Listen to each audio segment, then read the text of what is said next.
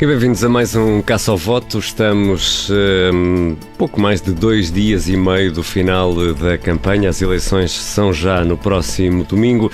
António Costa vestiu o fato de Primeiro-Ministro e afirmou que a campanha tem de ficar para as horas livres. Pode um candidato que pouco aparece vencer? Este é um dos pontos para a conversa de hoje. Também vamos dar um salto à estrada para falar com os repórteres do Observador que estão a acompanhar as caravanas eleitorais e também, como sempre, temos fact-check com a ajuda da Sara Antunes de Oliveira, a editora de Sociedade do Observador, neste caça ao voto que está agora a começar. E o furacão já passou, a reunião da Comissão Permanente do Parlamento é só para a semana, são notícias de hoje que já levaram algumas trocas de palavras mais azedas. Ontem, António Costa lembrava que é Primeiro-Ministro e é candidato nas horas vagas. As presenças na campanha são reduzidas ao mínimo e, do outro lado, Rui Rio e o PSD dão mostras de estar a recuperar terreno. Ora, já que falamos em ausências e presenças, chamamos os nossos especialistas do Observador em aparições. Não sei se gostam hoje. Hoje é aparições. O diretor do Observador, Miguel Pinheiro, e Pedro Benavides, o editor de Política. Bem-vindos. A grande pergunta é que também Pedro Benavides fazia num texto que assinava ontem, chamado Caça ao Voto, não sei se é por acaso. Ora, pode um candidato recatado vencer eleições e conseguir um bom resultado? Posso já responder, eu que também sou especialista em títulos originais, como tu agora acabaste de revelar. Eu diria que pode vencer. Tudo indica que sim, que a estratégia não vai impedir uma vitória no próximo domingo.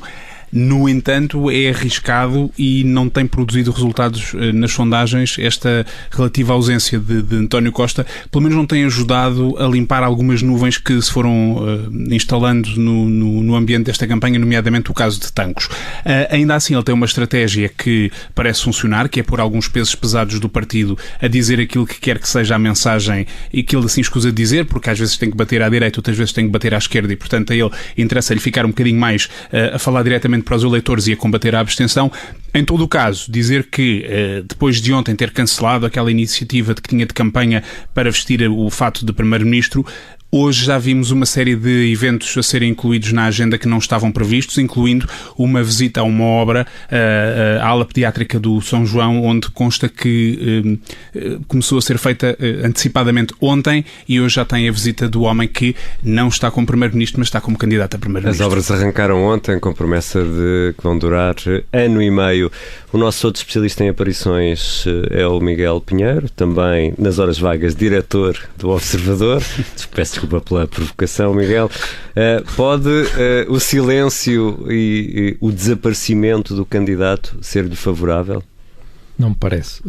Mas registro que António Costa tinha dito que o único assunto extra-campanha que lhe interessava era o furacão dos Açores.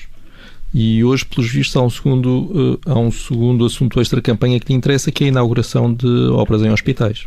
Do arranque de uma obra. Pronto, percebo que seja um assunto extra-campanha que lhe interesse. Os números mostram que não está a ser espetacular. Não é? Se nós olharmos para a última sondagem grande que tivemos, que foi ontem, a do Público, nós vemos que, por um lado, a distância entre o PS e o PSD não é grande. E, além disso, se nós formos somar os votos à direita, PSD com CDS ficam com 35%, se ainda somarmos Aliança mais 1%, Iniciativa Liberal mais 1%, ficamos com 37%, a PAF há 4 anos teve 36%, não foi? Portanto, e venceu.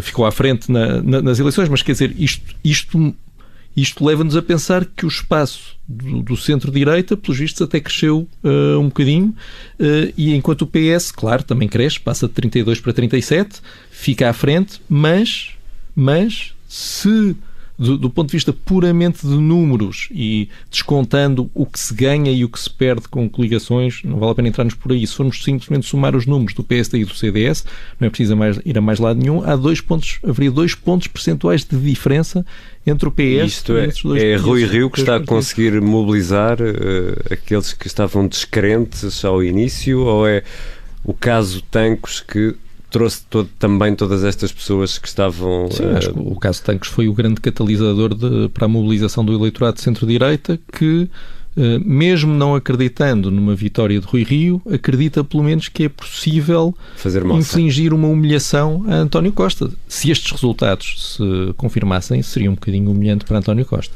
Eu acho que a própria expectativa que havia relativamente a Rui Rio também ajudou a agregar votos, a confirmarem-se estes resultados, porque é verdade que o caso de Tancos terá com certeza tido um impacto bastante forte, mas ao mesmo tempo a prestação de Rui Rio nos debates em que ele surpreendeu, não necessariamente pelo conteúdo daquilo que ele dizia, acho que ele surpreendeu mais pela postura, porque nós víamos durante vários meses... De forma natural, como exatamente, fala isso. Nós vimos durante vários meses um líder zangado, frio e distante, que de facto estava a ser acusado pelos seus, e de repente essa nuvem passou um pouco e ele tem-se revelado um homem um bocadinho diferente. Desculpa interromper-te aí, mas o Rui Rio também foi acusado de ser excessivamente natural, realista.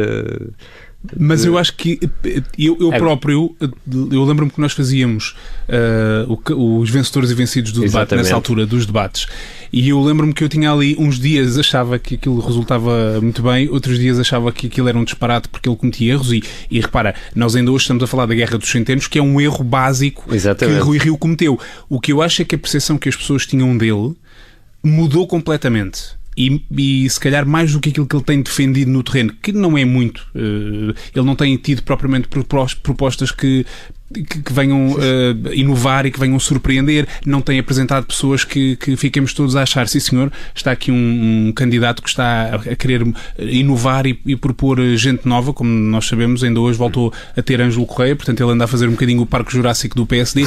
Não acho que seja por aí, acho que é a personalidade que Rui Rio tem mostrado na rua que de certa forma tem atraído alguns eleitores. É uma explicação. É uma dinâmica. Acho que sim. Acho que ele tem capitalizado isso, e acho que a campanha do PS está a correr francamente melhor do que aquilo que nós imaginávamos antes de toda a gente ir para a estrada. E aproveitando esta deixa, podemos ir a quem está a ganhar e a perder votos já? Miguel? Podemos ir. Então, além dos óbvios PSD e PS, o PAN está agora a concentrar-se na zona da Grande Lisboa. É importante para o PAN ter uma concentração de votos para potenciar a multiplicação de mandatos, né? Quanto mais concentrados estiverem os votos nos grandes círculos, mais mandatos poderá ter, mais deputados poderá eleger. E parece-me que eles estão agora a começar a recuperar um bocadinho daquela má imagem que se colou ao partido quando houve aqueles dias de grande escrutínio em relação a tudo o que era dito pelo PAN, tanto em matérias ambientais como extra-ambientais, e as coisas estão um bocadinho mais Mas é curioso que houve uma altura que achávamos que o PAN iria eleger uns 3 ou 4 deputados, e neste momento já se fala da possibilidade de enfim, duplicar. É ótimo, duplicar o número de deputados que tem, mas só tem um, portanto ficaria com 2. O João Francisco Gomes, que esteve a acompanhar o PAN, chegou a perguntar se não era pouco para as ambições de um partido que chegou a equacionar-se a possibilidade de ter um grupo parlamentar bastante mais composto. Já vamos falar com o João Francisco também sobre o nosso especialista em PAN. Exatamente. O nosso especialista em PAN. Em PAN e, já agora, porque é um bom assunto de conversa, em morcelas vegetarianas. Já o vamos chamar também para falar sobre isso. Queria só encerrar aqui este ponto nesta análise ao dia de hoje, com a questão Ferro Rodrigues, Assunção Cristas, reunião sobre Tancos, que fica para depois das eleições. Que leitura eu acho que quem perdeu votos para mim foi a direita, no sentido em que tinha apostado em Tancos, e acho que apostou bem, porque é um caso que ainda carece de várias explicações. Depois enredou-se ali, o próprio Rui Rio enredou-se ali em casos do PSD, que relativizou com a vontade com que não teve no caso de Tancos, portanto reforçou um bocadinho aquela ideia que ele tem ali critérios um bocadinho flexíveis consoante o lado de onde vêm. E Assunção Cristas, que também apoiou esta iniciativa da Comissão Permanente, que saíram derrotados porque não vai haver Comissão Permanente durante a campanha, esvaziou um bocadinho esse balão, e Assunção Cristas entrou ali numa guerra com Ferro Rodrigues. Eu não sei se vai conseguir tirar dividendos disso ou não, até porque Rui Rio já foi rápido a dizer, não vamos morrer por causa disso, portanto ele próprio esvaziou o balão. Eu diria que PSD e CDS terão sido os partidos mais prejudicados pelos desenvolvimentos de hoje. Miguel Pinheiro. discordando a 100% do Pedro, que é uma coisa que também acontece de vez em quando, tem que acontecer de vez em quando. Ainda bem. O melhor que podia acontecer, por exemplo, ao CDS era isto, é poder dizer que o PS, o Bloco e o PC estão a impedir a discussão sobre tanques. Meu Deus, o que é que eles terão a esconder? O que é que eles não quererão que se saiba?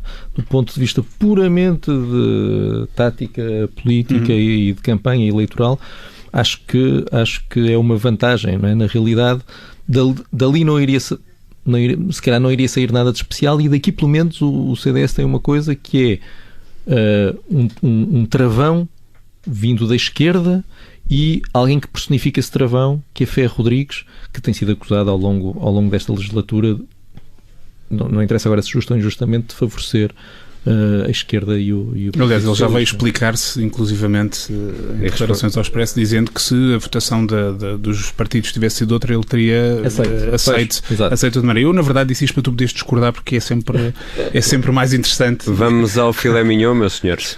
Vamos a isto, Miguel, força. Então, o meu filé mignon é a salada de frutas de metáforas. Não há nada como criticar metáforas com uma metáfora, de Rui Rio. Depois do Famalicão tivemos os Lusitanos e o Rio Tejo, portanto comparar-se aos chefes lusitanos e ao Rio Tejo. Aquilo é uma sucessão de... um viriato no Tejo. Um viriato no Tejo a desaguar em Lisboa para jogar contra o Famalicão. O Famalicão já está um bocadinho baralhado, mas pronto, aqui acho que tudo isto quer dizer é que o homem está otimista, pronto. Acho que é o que tirado. Pedro. Para além das metáforas que também percorreram o PS, que também teve algumas, eu diria que o filé mignon foi termos visto o concurso de talentos que houve ontem no CDS e também no PSD. Rui Rio e Assunção Cristas arriscaram cantar, Assunção Cristas com mais fervor. Felizmente, eu espero que não tenhas aí os sons, porque iria seguramente afastar aqui alguns ouvintes da Rádio Observador, mas eu recomendo quem quiser arriscar, vá ouvir Assunção Cristas a cantar. Não queres tu experimentar uma imitação? Acho que seria, por acaso seria muito próximo. Nem a propósito, e avançamos já para a estrada onde está o Rui Pedro Antunes, que tem estado a acompanhar a caravana do CDS. Ele teve o prazer de ouvir. Exatamente. Boa tarde, Rui Pedro Antunes. Hoje andas pelo Porto. Antes de irmos à arruada de hoje, como é que foi essa experiência? A experiência de ouvir a Assunção Cristas a cantar foi ótima. Recomendas? A experiência da arruada do Porto está a ser um bocadinho limitada, uma vez estou aqui à espera para entrar em direto. Mas há aqui uma novidade, que é Rui Moreira, ao início da tarde, foi comunicado que estaria na Casa da Música ao lado da Assunção Cristas, uma espécie de apoio a Rui Moreira, que é basicamente um apoio espantalho, que é estar ali ao lado, não fazer declarações, e já se tinha habituado isso, já habituou isso muitas vezes, nomeadamente com Pedro Marques, em que deixou o candidato do PS nas europeias a falar sozinho perante os jornalistas e foi-se embora. Hoje, pelos vistos, combinou esse apoio com a Assunção Cristas, não era um apoio, mas uma presença ao lado dela na Casa da Música. Entretanto, começaram a sair notícias que isso ia acontecer, como é normal. Nos live blogs dos jornais que têm live blog aberto, foi logo dado conta desse detalhe da agenda, e Rui Moreira no Facebook veio dizer que não apoia ninguém. Portanto, a Assunção Cristas, o que podia correr mal, correu mal. Rui Pedro Antunes, ficamos um pouco com a sensação que nada corre bem a Assunção Cristas nesta campanha.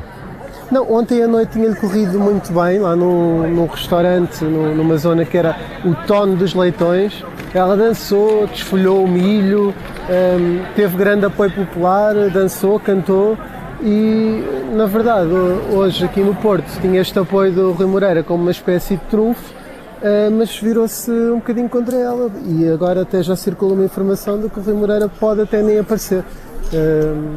Portanto, é assim um apoio da onça, por assim dizer. Rui Pedro, quantos quilómetros?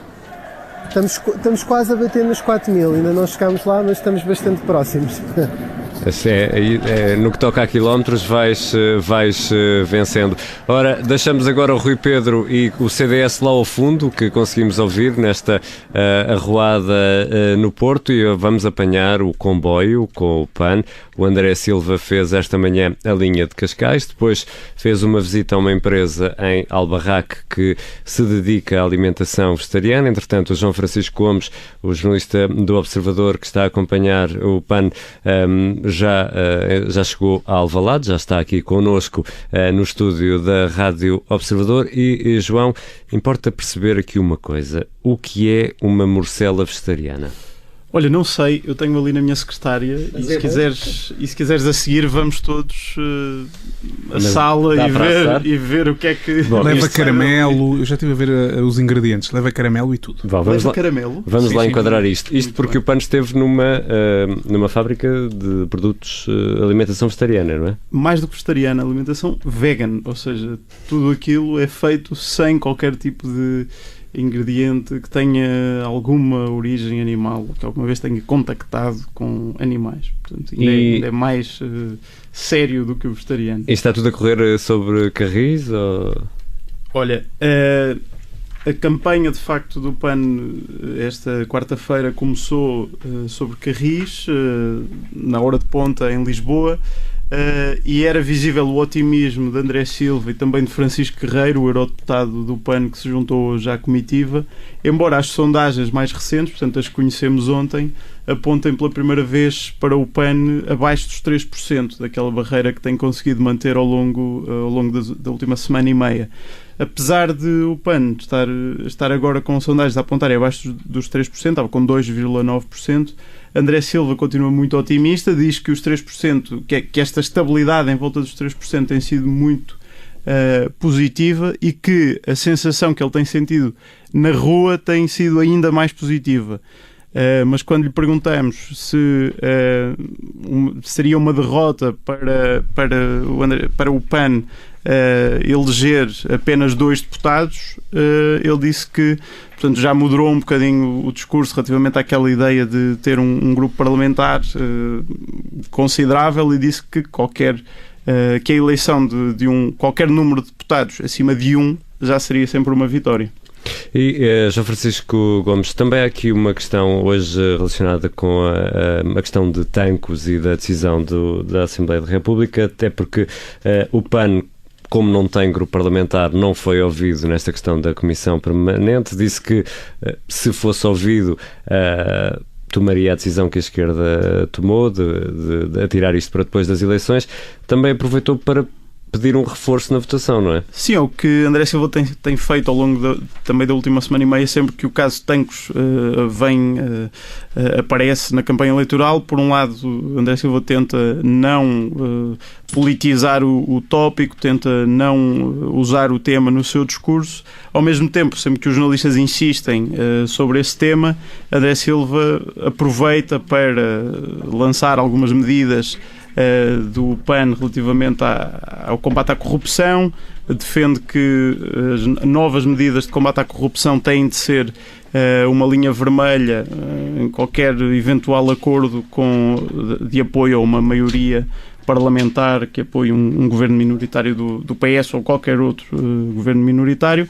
E hoje, de facto, houve a reunião da Conferência de Líderes no Parlamento. André Silva não esteve presente, optou por manter a agenda de campanha que tinha para hoje e explicou o porquê. Porque o PAN, como só tem um deputado, não tem direito de voto nessa reunião. Portanto, como não ia poder tomar nenhuma decisão, optou por manter o que tinha programado. João Francisco Gomes, andas a acompanhar o PAN. Como é que estamos no domínio dos quilómetros percorridos / pegada ecológica? No domínio dos quilómetros percorridos, hoje foram muito poucos, foram só 66 quilómetros aqui na área metropolitana de Lisboa, metade dos quais foram feitos de comboio, portanto com uma quase que podias ir pegada a pé hoje. Exatamente. Quase que podias ir a pé. Obrigado, João Francisco Gomes, ele que está a acompanhar a caravana do PAN. Já a seguir vamos ao fact-check. Já temos connosco a Sara Antunes de Oliveira, editora de Sociedade do Observador, e hoje vamos falar de crescimento económico. É sempre um tema importante de se falar e de que eu percebo imenso nas campanhas eleitorais,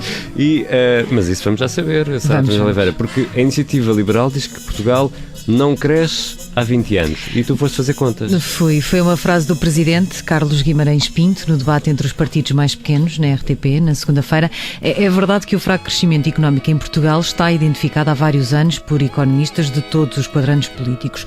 E o período do resgate financeiro da Troika, que nos trouxe 3 anos de recessão, só agravou esse problema. Mas não é rigoroso dizer que não houve crescimento nos últimos 20 anos. E é com essa ideia que os eleitores que o ouviram podem ter ficado. Isso significa que, afinal, a economia cresceu qualquer coisinha. Muito pouco, mas cresceu. Eu preciso dizer que quem fez estas contas foi o Vítor Rodrigues Oliveira, só porque me fica mal dizer que fui mesmo as eu que as contas a seu dono.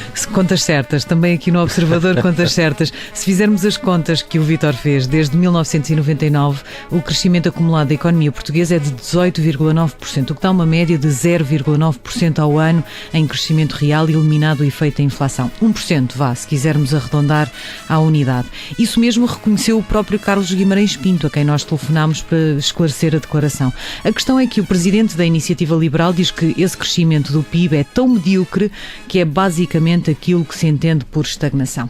O facto é que essa média baixa de 1% ao ano até pode ser injusta para os anos mais recentes. Desde 2014, depois do resgate, a economia cresceu quase 10% acumulados. Só em 2017 foram 3,5%. E isso significa que da nossa avaliação a declaração não é rigorosa. Qualquer economista dirá que o crescimento acumulado nos últimos 20 anos é fraco, mas para todos os efeitos é algum crescimento. Mais ainda, tendo em conta que desde 2015 há crescimentos quase sempre superiores a 2%. Este carimbo, por isso, não tem esbatidos.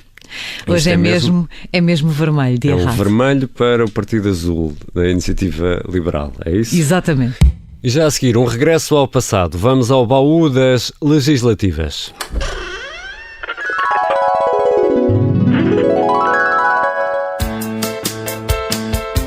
Na atual campanha discute-se quem é o mais verde, o mais eco, mas não é uma matéria nova na política nacional. Em 1987, quando os Radar Gaddafi lançavam estes 40 graus à sombra, ainda não se falava de aquecimento global. Em 1987, o partido ecologista Os Verdes envia uma mensagem. Em Santarém, explica Manuela Cunha, a campanha faz-se de bicicleta. Nós andávamos uma equipa relativamente grande, toda de bicicleta, e ninguém alugava bicicleta, eram as nossas bicicletas, eram as normais, de rodinhas ainda finas, tinham todas elas uns peixes desenhados grandes assim atrás, atados ao porta de bagagem da bicicleta, com garrafas de gás assim, como se tivessem dificuldade em respirar. E as outras bicicletas tinham ramas de eucalipto atadas a dizer não à eucaliptização. Manuela Cunha é hoje cabeça de lista dos Verdes por Porto Alegre. Vem de anos de militância e tem cicatrizes que o comprovam. Só lhe digo assim, na época não havia calções especiais, por isso era muito giro. Eu ainda por cima tive um acidentezinho a descer a Santarém Palmeira e a encosta é muito... há uma descida muito grande e eu dei uma queda numa das descidas. Mas pronto, assustei-me só. Chegamos cansados, mas nós íamos fazendo, à medida parávamos imenso, levávamos farnel, parávamos debaixo de árvores e comíamos. O PSD ganha as legislativas de 1987 com maioria absoluta. Os Verdes, ao lado do PCP, no ano de estreia da CDU, conseguem 2 deputados. Pela primeira vez, com Herculano Pombo à cabeça, os Verdes têm um grupo parlamentar. 3 anos depois, em 1990, o grupo é dissolvido. Herculano Pombo diz que não pode pactuar com a influência do PCP nos Verdes. No ano seguinte, os candidatos são substituídos. Manuela Cunha mantém-se na campanha, mas muda de meio de transporte. Temos uma descida internacional do Tejo com os verdes espanhóis em campanha, só em canoa e barcos. Tive de Vila Franca, tive que ser numa faúa, mas até Vila Franca foi de canoas. Sempre a acampar nas margens, nada de hotéis, isto era tudo a acampar. Quando chegámos ao Piar, são meus filhos, também foram ter connosco ao parcampismo, alguém nos levou, que eu já não os vi há uns dias e foram ter connosco. Este método fluvial, em 1991, não vai mudar muito nas urnas. Nova maioria para o PSD de Cavaco Silva e outros 2 deputados para os Verdes. Desta vez, completam a legislatura. Em 1987, os Verdes e algumas vozes solitárias noutros partidos traziam preocupações ecológicas para a campanha, mas o cidadão comum ainda não tinha despertado para as alterações climáticas e os Radar Gaddafi aqueciam as pistas e as rádios com estes 40 graus à sombra. O Caça ao Voto regressa amanhã. Fundo da avenida, bebendo um cabileiro, 40 graus à sombra, das mesas de café, e aquela rapariga, eu já nem sei o que dizer, que fazer.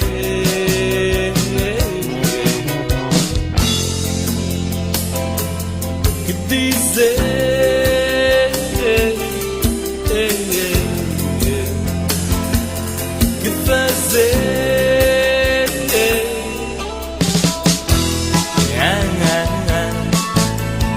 Mediterrânea, gosto é pleno verão. Sol a pino, eu faço uma revolução.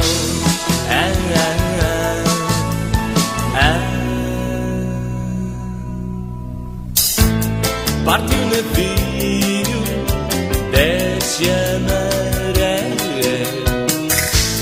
vejo o céu vermelho, tomara que estivesse a arder, e aquela rapariga, eu já nem sei o que dizer, que fazer.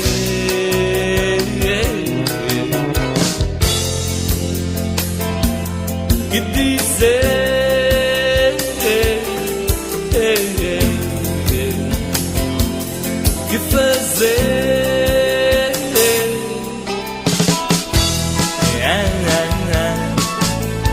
Mediterrânea, gosto é pleno verão. Sol a pino, eu faço uma revolução.